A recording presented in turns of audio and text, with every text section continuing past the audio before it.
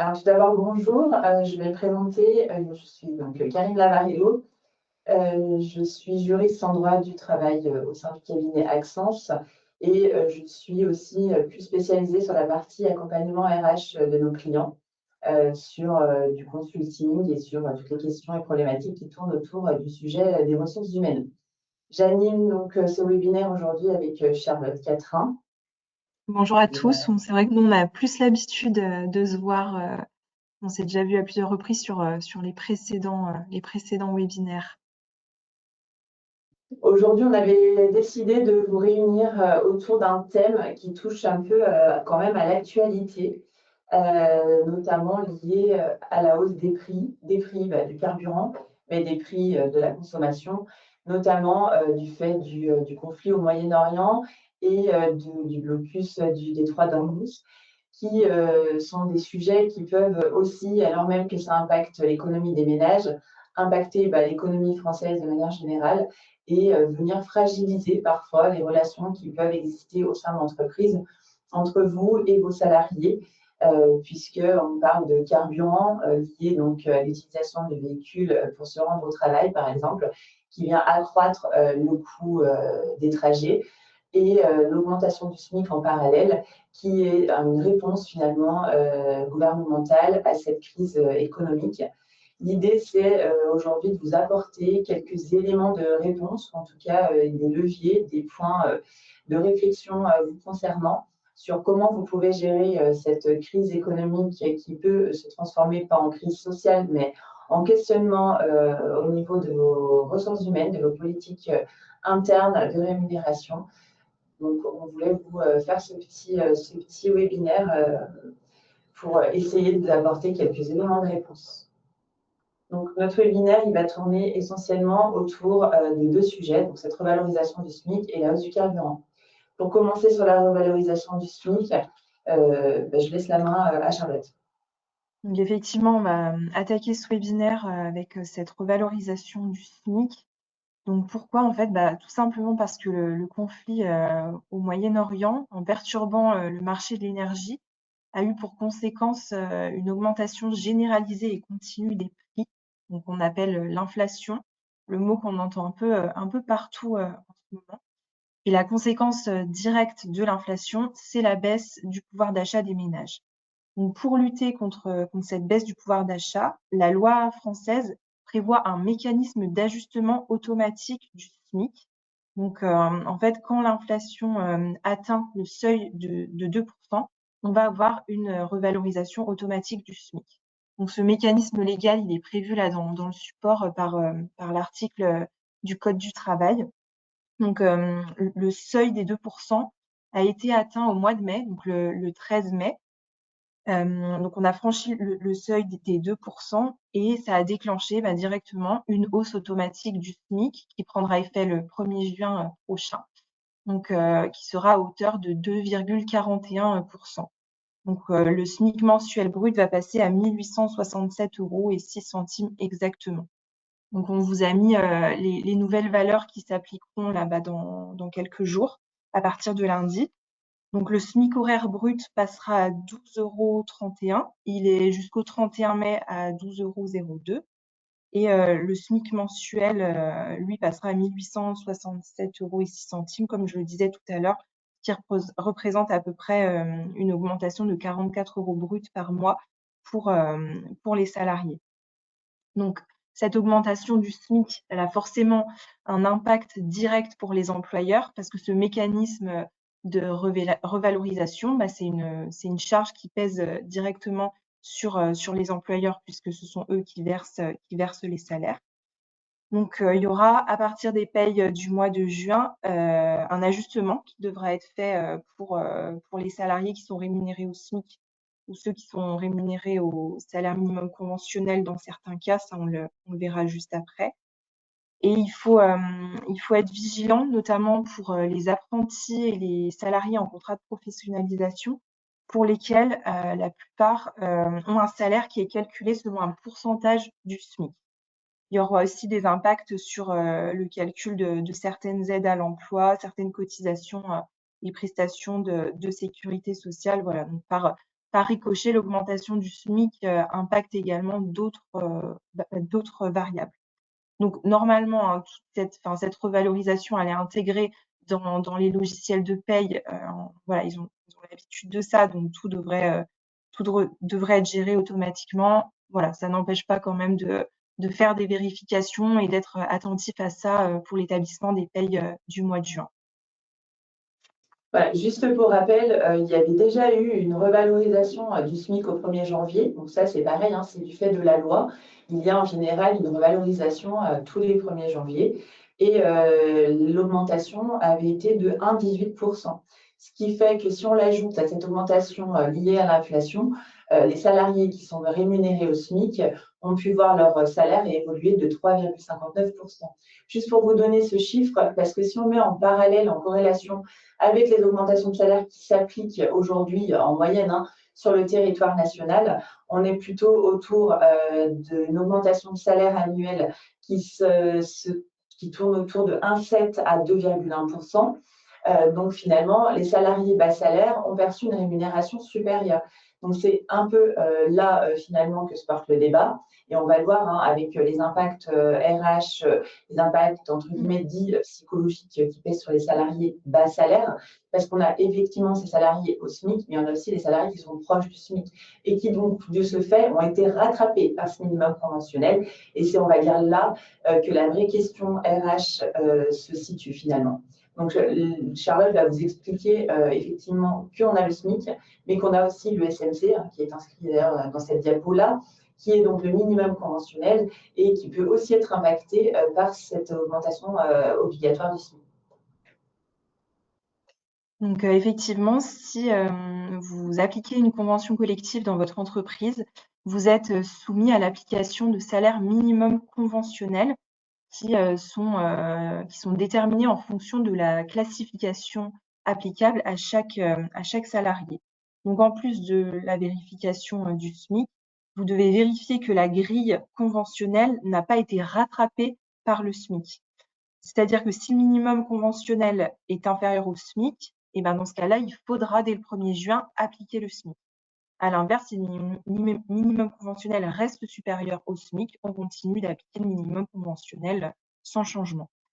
Parce que effectivement, comme on a eu là une augmentation du SMIC en cours d'année, comme on en avait déjà eu une au 1er janvier comme chaque année, il se peut en fait que les premiers niveaux de la grille de classification soient rattrapés par le SMIC, parce qu'il y a déjà des branches conventionnelles qui étaient un peu à la traîne et qui, pour certaines, ont déjà eu du mal à rallier le niveau du SMIC peut-être de 2025 et de début 2026.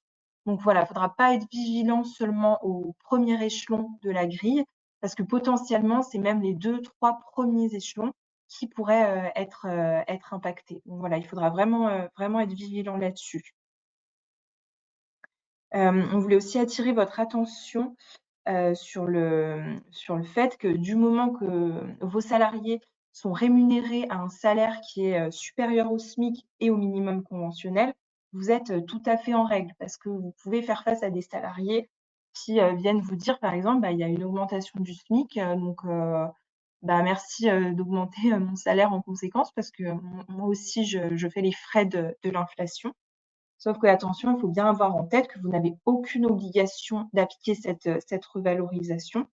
Et il y a même un principe général selon lequel l'indexation des salaires sur le SMIC est interdite, parce que c'est une entrave au principe général de libre fixation des salaires, et les clauses d'indexation sur le SMIC sont interdites dans les contrats de travail.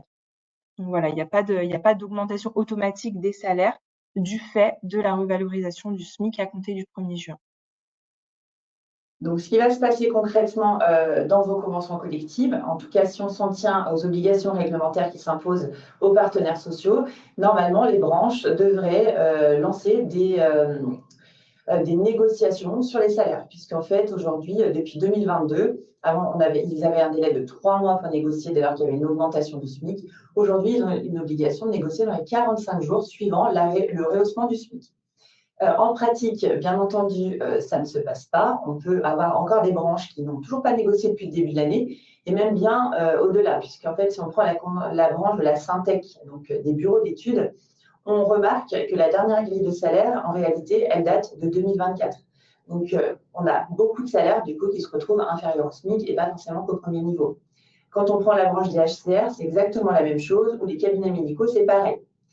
Parallèlement, on a des branches qui avaient négocié et qui, pour autant, n'ont pas forcément vu leur accord qui peuvent dater de février, de janvier. On a un accord dans l'automobile qui date du 22 janvier 2026 et qui n'a pas encore été étendu. Pour rappel, pour que l'accord rentre en application, il faut qu'il soit étendu et publié au journal officiel. Là, ça n'est pas le cas. Et pour autant, pour l'automobile, ça a été étendu très récemment, le 1er mai. Pour autant, on va se retrouver avec les deux premiers niveaux qui sont inférieurs au SMIC actuel en vigueur au 1er juin. Et par contre, on a la convention collective du commerce de gros qui a un accord qui date du 17 mars 2026.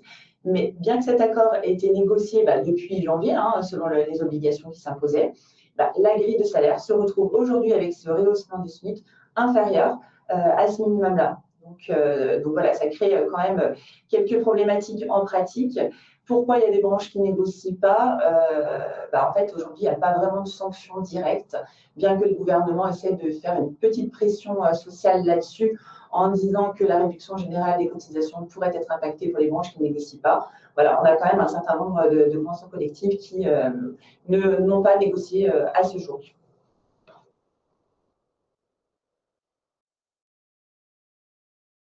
Donc, une fois qu'on s'est dit ça, ce qui est intéressant de savoir, c'est quels sont les impacts que ça peut créer, ce rehaussement automatique du SMIC dans les entreprises et quels sont les impacts directs, on va dire, dans la relation de travail entre vous et vos salariés.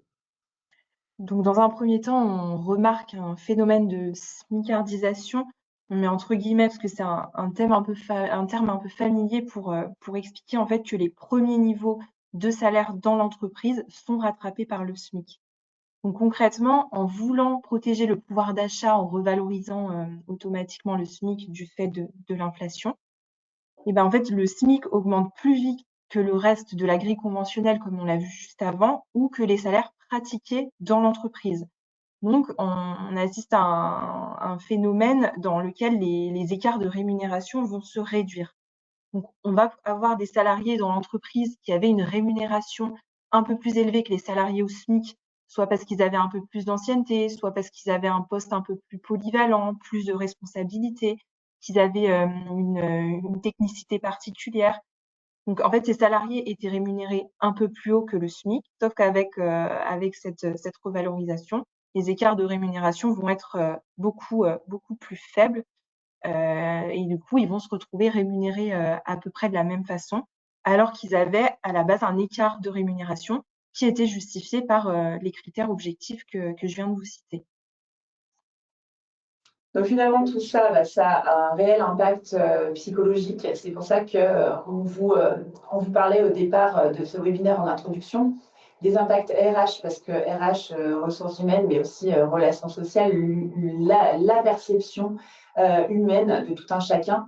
Et forcément, comme l'a dit Charlotte, si je suis dans l'entreprise depuis un certain nombre d'années, mais que j'ai un salaire qui se rapproche clairement du nouvel arrivant qui n'avait pas forcément d'expérience professionnelle, si moi je suis un peu plus avancée dans l'âge, etc., va naître peut-être un sentiment d'injustice et une sorte de frustration.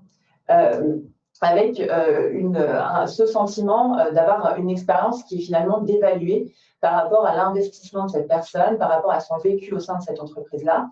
Et la valeur travail, en fait, qui est nivelée vers le bas, va potentiellement perdre du sens pour le salarié et entraîner un désengagement, alors pas à effet immédiat, bien entendu, une baisse de motivation, voire des départs, en fait, parce que le salarié pourrait se poser cette question, pourquoi assumer des responsabilités si je gagne la même chose qu'un débutant? Donc ça, c'est des suppositions qui sont juste basées sur des postures et des prises de position de tout humain qu'il soit. Mais effectivement, dans l'entreprise, ça peut générer un peu, on va dire, un climat social qui va se détériorer. Et on sait très bien que la démotivation d'un collaborateur peut déteindre, entre guillemets, sur les autres collaborateurs. Donc, 4 conseils, entre guillemets, clés pour la gestion de vos RH. Et en fait, ces conseils-là, ils vont bien au-delà de cette question de la hausse du SMIC, de la perte, entre guillemets, financière, perte de motivation. C'est des conseils pour la gestion RH de manière globale sur vos politiques RH. Alors après, vous êtes ici derrière les caméras sur des tailles d'entreprises différentes. Mais finalement, cette politique RH et toutes ces questions RH, elles ont un intérêt dans tout type de structure et peu importe vos effectifs. Donc tout d'abord, ça c'est bien entendu l'anticipation. L'anticipation, il faut l'avoir en tête et ne pas attendre les revendications où là c'est déjà trop tard. On a déjà distendu nos relations. Donc là, on parle de la hausse du SMIC, hein, donc bien entendu, on le met à cette effigie-là.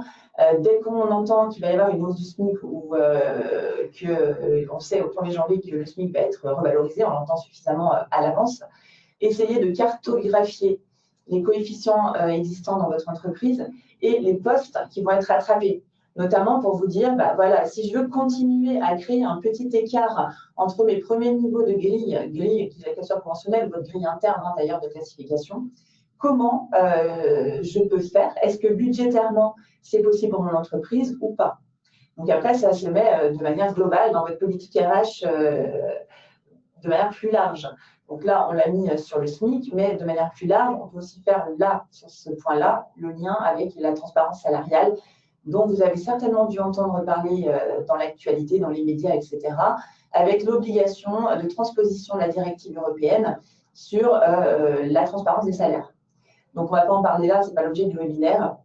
Mais en l'occurrence, même dans ces obligations à venir, on va vous demander de structurer votre politique de rémunération. Donc, si on a les réponses avant, on arrive sur le deuxième conseil clé qu'on vous a mis ici, miser sur la transparence et la communication. Effectivement, si je reste dans le silence, souvent, ça va être interprété par mes salariés comme de l'indifférence. Donc aujourd'hui, expliquer clairement les contraintes, que ce soit les contraintes qui s'imposent à vous en tant qu'employeur, et notamment cette contrainte de hausse du SMIC qui est une obligation légale en fait, qui s'impose à vous, ce n'est pas votre choix. Il faut aussi communiquer sur le fait que vous êtes conscient des problèmes, vous êtes conscient qu'il y a un tassement éventuel des grilles et que vous travaillez sur des solutions. En tous les cas, vous êtes dans une réflexion autour de ça, mais ça ne va pas arriver comme ça du jour au lendemain, et mettre en avant surtout le package rémunération. Le package rémunération, vous le savez, votre rémunération et la rémunération que vous octroyez à vos salariés ne se limite pas à la première ligne de salaire, ne se limite pas au taux horaire du salarié et à cette ligne qui est en lien avec le temps de travail.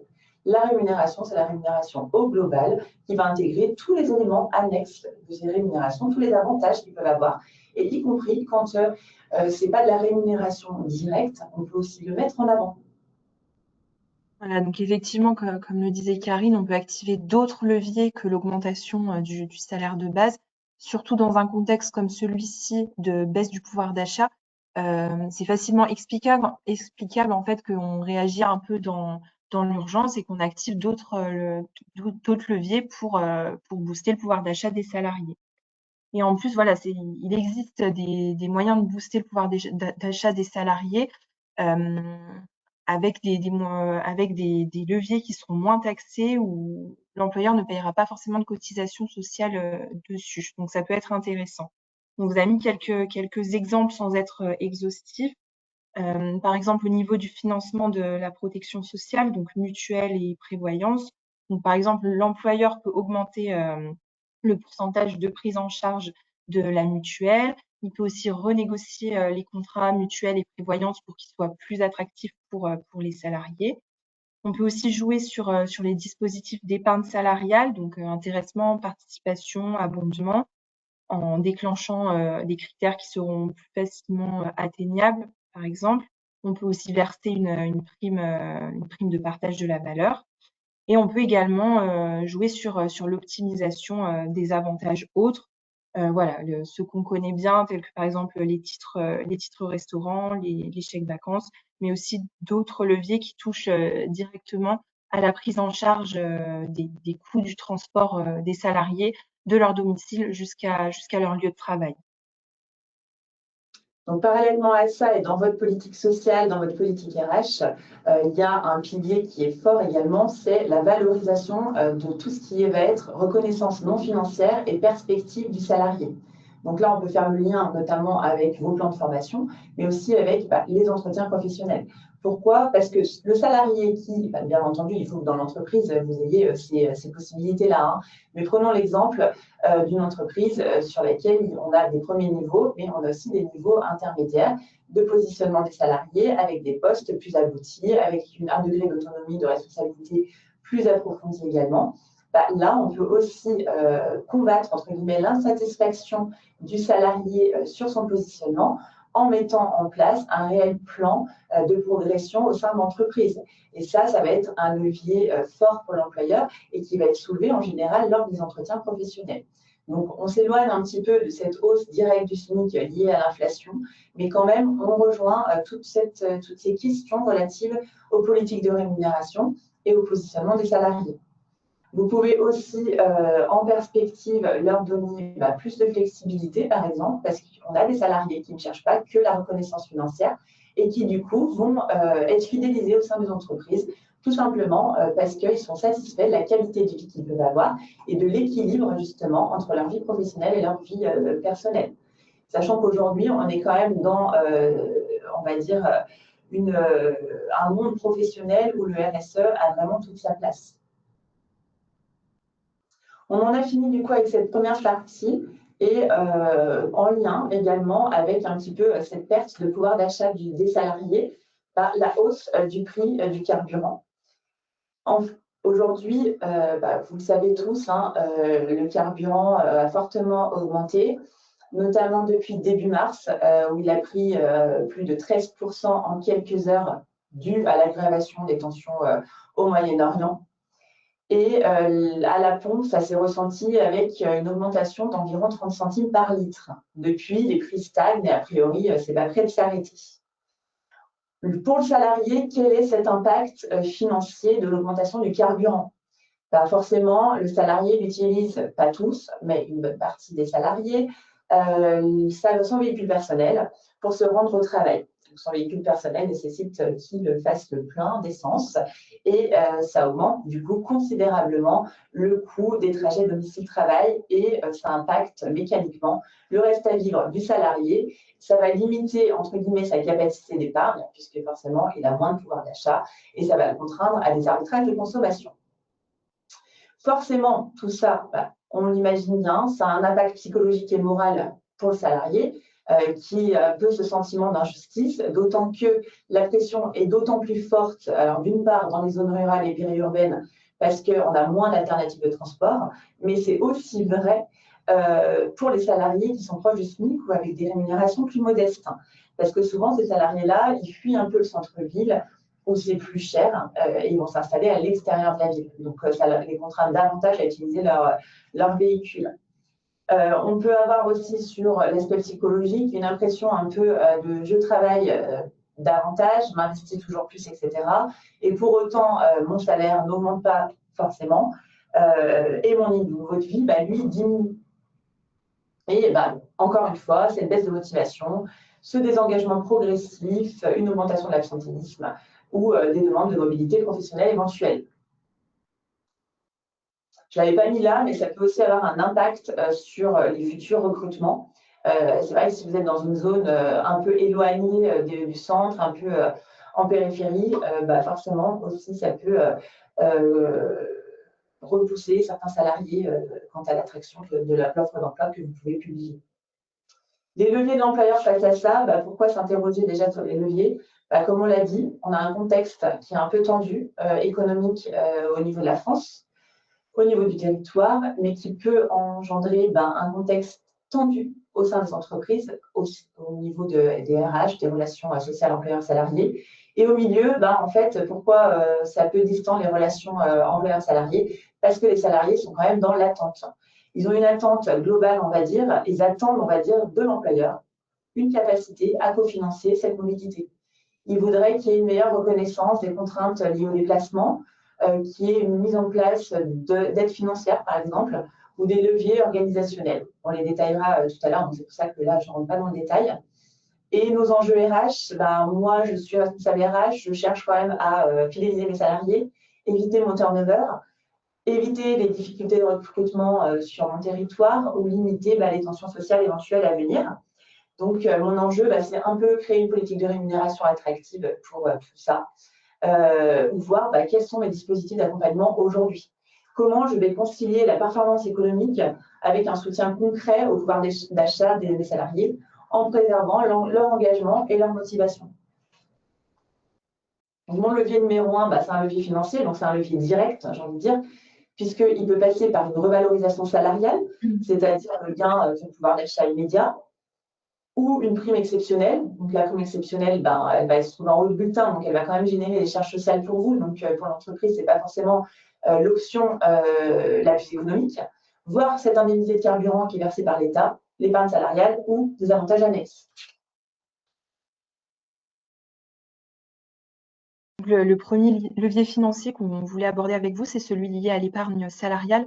Le but, c'est pas de vous présenter toute l'épargne salariale, mais juste vous présenter dans le support tout ce qui peut exister pour que vous ayez un panorama de ce que vous pourriez potentiellement actionner. Et ensuite que voilà, vous reveniez vers nous si vous souhaitez plus d'infos ou procéder à une mise en place. Ce qu'on peut dire, c'est qu'on distingue le premier dispositif de prime de partage de la valeur qui là, si on verse la PPV, on aura un effet immédiat. Donc ça pourra tout de suite en fait venir agir sur le pouvoir d'achat des salariés. Et après, on a les dispositifs tels que l'intéressement, la participation ou l'abondement qui là découle plutôt d'un travail un peu plus structurel, un peu plus sur du long terme, sur voilà, la rémunération du salarié. Donc l'avantage de ces dispositifs, c'est que si on respecte toutes les conditions prévues, il y a un régime social très favorable parce que ni l'employeur ni le salarié ne payent de cotisations sociales dessus et le salarié ne paye pas d'impôt sur le revenu s'il bloque les sommes sur un plan d'entreprise. Donc voilà, ça fait partie des leviers auxquels on peut réfléchir pour le package de rémunération globale. Ensuite, un autre levier lié à des avantages un peu plus annexes. Donc là, c'est beaucoup plus large. On s'éloigne de l'action directe liée au coût, à l'augmentation du coût du carburant. Mais c'est quand même des pistes de levier qui peuvent être intéressantes à mettre en place et qui touchent les loisirs, les vacances, le sport. Donc là, pareil, on vous a mis tout ce qui pouvait exister. Donc notamment, par exemple, les chèques vacances, je vous disais que c'était pas directement en lien avec l'augmentation du coût du carburant, mais cette augmentation peut être un frein pour les départs en vacances de vos salariés. Et si l'employeur donne des chèques vacances, forcément, ça va pouvoir aider le salarié et potentiellement accompagner sa décision de partir en vacances. Voilà, on a aussi les possibilités de donner des bons d'achat aux salariés ou d'allouer des tickets restaurants. On a aussi là un régime social de faveur avec des exonérations de cotisations quand on respecte les conditions et les plafonds. Un levier qui est pas directement découlant de vous en tant qu'employeur, puisque contrairement à l'indemnité d'inflation qui avait été mise en place il y a quelques années, ce levier-là, il est levé directement par le salarié qui va faire une demande individuelle en ligne sur le site des impôts.gouv.fr. La plateforme est ouverte a priori depuis le 27 mai 2026 jusqu'à fin août. L'idée du gouvernement, c'est d'attribuer une aide de 50 € par bénéficiaire. Alors, la semaine dernière, il y a eu des annonces du gouvernement pour dire que l'aide, finalement, serait plutôt de 100 € par bénéficiaire. Comment ils ont fixé ce montant avec la différence du prix au litre et en considérant que ça pouvait couvrir ce qui vient de se passer sur les 3 derniers mois. Par contre, tout le monde n'est pas concerné. Ne seront concernés que les foyers dont le revenu fiscal de référence est inférieur à 16 880 €. Donc, il faut déjà qu'il y ait une déclaration d'activité en 2024 et qui justifie d'effectuer une distance au titre des trajets domicile-lieu de travail au moins supérieure à 15 km par jour, voire sur l'année à 8 000 km. Donc, tous les véhicules sont concernés, bien sûr, sauf les véhicules électriques. Un seul véhicule ne peut donner lieu qu'à une seule indemnité de carburant. Donc ça, ce n'est pas directement vous, mais pareil, dans le fait de ce qu'on vous a dit tout à l'heure, de ne pas rester dans le silence, vous pouvez aussi informer vos salariés que potentiellement, ils peuvent aller vérifier l'éligibilité qu'ils ont ou pas sur la plateforme et le simulateur qui a été mis en place par le gouvernement. Donc, du coup, comme vous l'expliquait Karine, à travers cette aide, l'État peut aider les salariés dans cette hausse du coût du carburant et sur l'impact que ça a sur eux. Mais l'employeur peut aussi jouer un rôle là-dedans. Il existe des dispositifs qui existent depuis longtemps d'ailleurs pour prendre en charge une partie du coût des trajets domicile-lieu de travail des salariés. Donc, on va dire que ce qui existe, ça se sépare en deux catégories. Une prise en charge sur les transports en commun, les moyens de mobilité douce comme le vélo, et une autre catégorie où on prend en charge une partie des frais de carburant des salariés qui se rendent sur leur lieu de travail en voiture. Là, pareil, voilà, on vous a tout mis, on va pas tout aborder. Je voulais surtout faire un petit zoom sur la prime transport parce qu'il y a également eu des annonces la semaine dernière sur le régime de cette prime. Donc, en fait, la prime transport, en fait, l'employeur peut décider de verser une prime à ses salariés pour prendre en charge une partie du coût d'utilisation de leur voiture pour se rendre sur leur lieu de travail. Et les annonces du gouvernement sont venues nous dire que le régime allait être assoupli, justement pour que le versement soit un peu plus plébiscité.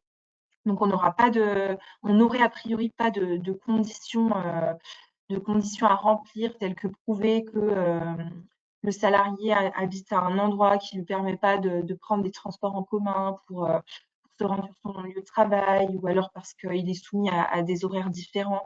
Donc, en fait, a priori, on n'aurait pas besoin de justifier de tout ça, mais juste de justifier que le salarié utilise bien sa voiture pour se rendre sur le lieu de travail.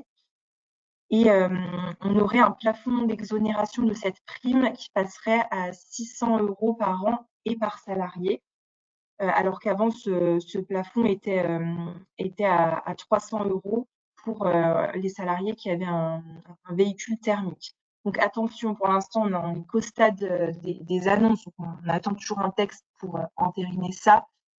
Mais bon, voilà, normalement, le gouvernement ne devrait pas revenir là-dessus. Donc, comme ça a beaucoup été communiqué dans les médias, c'est possible que vos salariés vous en parlent.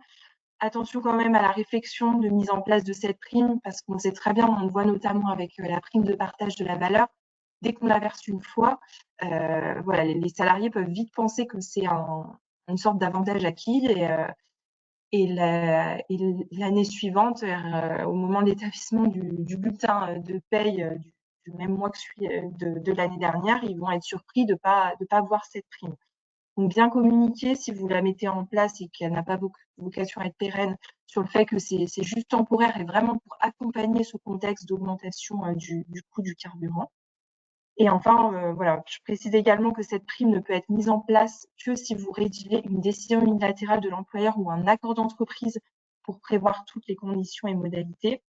Et en plus de communiquer aux salariés sur le fait que cette prime est temporaire, si vous décidez qu'elle sera juste versée une fois en 2026, il faudra bien le préciser dans la décision unilatérale en indiquant que la prime n'a pas vocation à être prorogée l'année d'après, qu'elle est seulement prévue pour une durée déterminée et qu'elle ne pourra pas tenir lieu d'usage.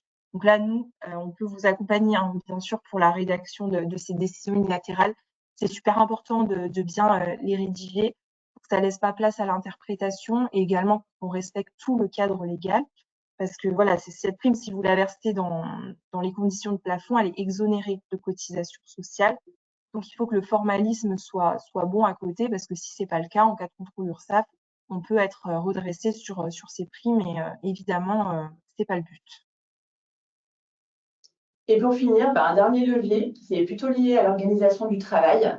Donc là, c'est plutôt le levier flexibilité dont je vous parlais tout à l'heure, en se disant que là, on agit un peu aussi de manière indirecte, mais pour réduire les coûts. Si je mets en place du télétravail, mon salarié va être dispensé de venir sur son lieu de travail une journée par semaine. Donc forcément, en ricochet, il va faire des économies de carburant.